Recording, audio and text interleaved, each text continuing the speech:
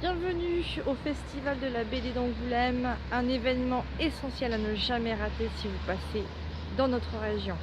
Et aujourd'hui, on va faire le tour des bulles.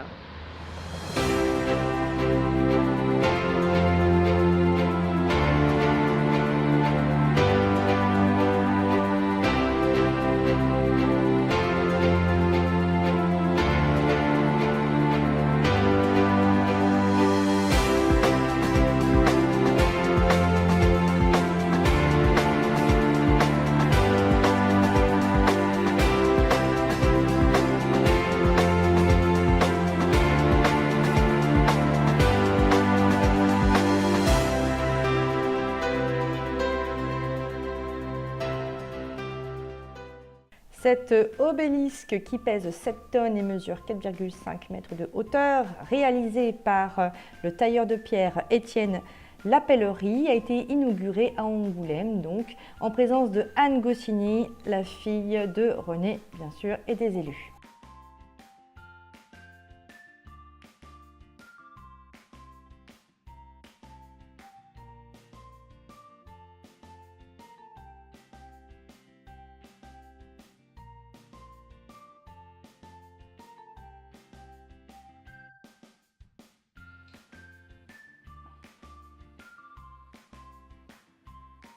Oh mais c'est écrit trop petit.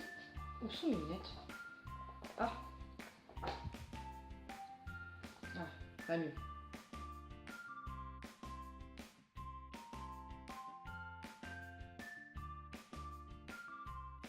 Emmanuel Guibert remporte le prix Goscinny, prix des scénaristes.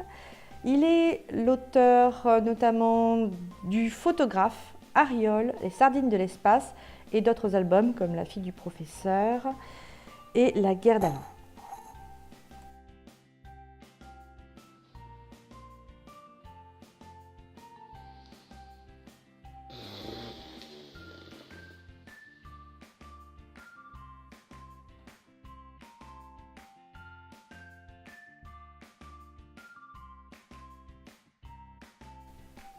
Cosé a reçu le Grand Prix d'Angoulême des mains de Herman. Il est le père de Jonathan. Il est surtout inspiré par ses voyages.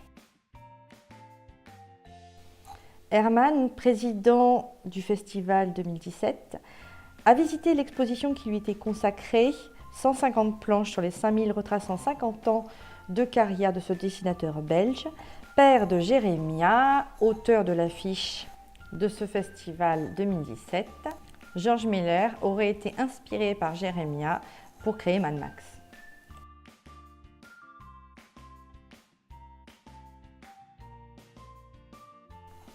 C'est à peine pensable, mais nous n'avions pas jusqu'à présent d'espace dédié au manga. À partir de 2018, nous aurons enfin un espace qui s'appellera Pavillon Manga.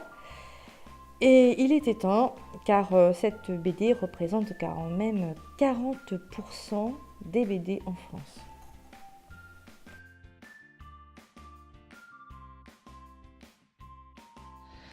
Bon, et ben pendant que mes pâtes sont en train de cuire, je vais commencer à lire celui-là. Johan Demour, le fils de Bob, voulait être un artiste et la BD ne l'intéressait pas vraiment. C'est au détour d'une conversation avec son père que son destin bascule et c'est alors qu'il va intégrer les studios Hergé et qu'il reprendra la série Quick et Flupke, j'espère que je prononce bien, et qui réalisera 260 épisodes. Il est l'auteur de ce dessin dans la Charente qui fait la une. Super intéressant.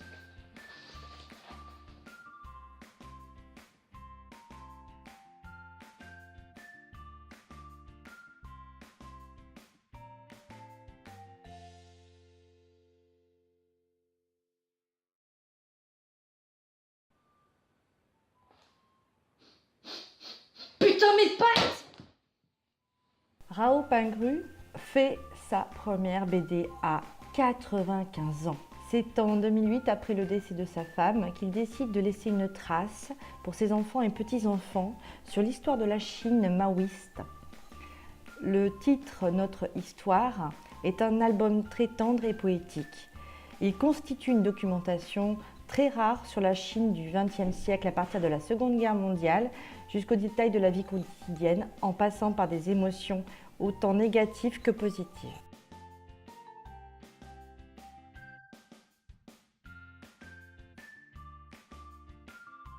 Après 5 ans d'absence, nous avons le plaisir de retrouver les éditions Dupuis parmi les bulles. Et ça fait plaisir autant aux grands qu'aux petits.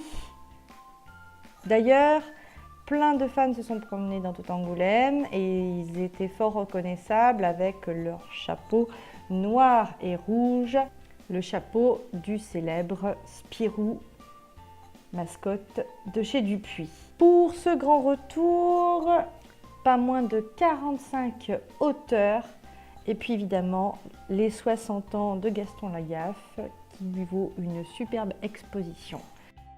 Joris Chamblin reprend la saga de Yakari et il était en dédicace à Cosmo Kids.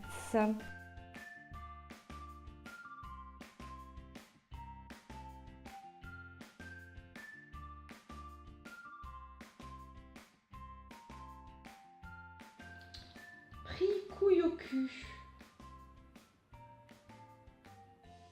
Quoi?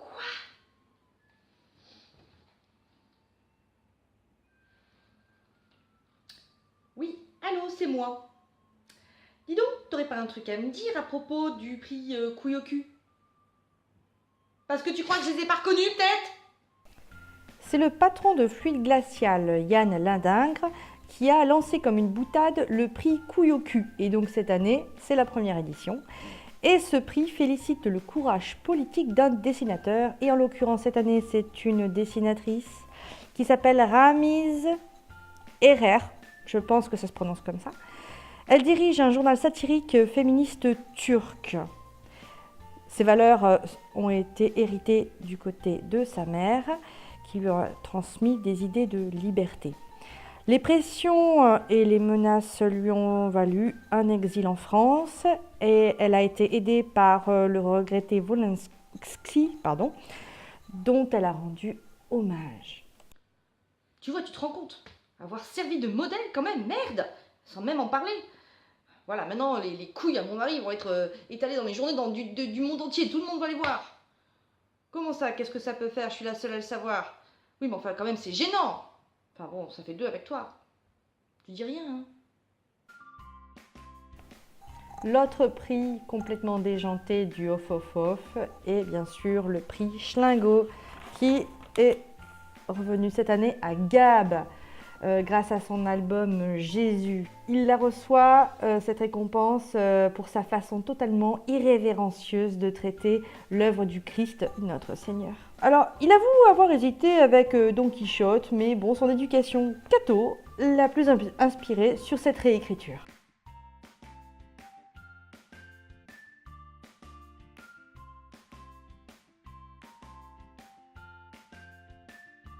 Le film Seul est sorti en avant-première avant sa sortie nationale le 8 février. C'est surtout les jeunes acteurs du film et son réalisateur qui ont eu le plus peur. L'accueil de leur film d'horreur signé David Moreau a été un franc succès. Les jeunes de la salle ont adoré, même s'ils ont eu la flip. Apparemment, leur public les a soutenus sur cette version sur ton grand écran. Et le réalisateur est prêt, il est suivi bien sûr, à faire une suite. Il faut dire que cette BD Seul est le phénomène chez nos ados actuellement.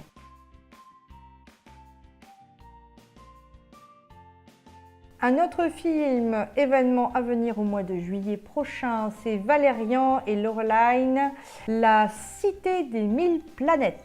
Tiré de la BD de Pierre Christin et de Jean-Claude Mézières, Luc Besson s'offre en guest star John Goodman, Alain Chabat, Mathieu Kassovitz et une certaine Rihanna. Ce film sera le plus gros budget de toute l'histoire du cinéma français puisqu'il s'élève à 170 millions d'euros. Besson a choisi avec sa femme Virginie Besson-Sylla, qui est également productrice du film, 2 autres acteurs, Dan DeHaan et Cara Delevingne afin d'accomplir les missions que leur a confiées le pouvoir central.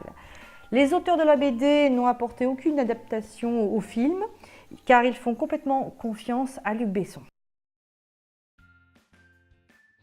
Et bien voilà, cette vidéo est terminée. C'est au pied de l'obélisque fraîchement inauguré que je vous dis à bientôt dans une nouvelle vidéo. Ciao.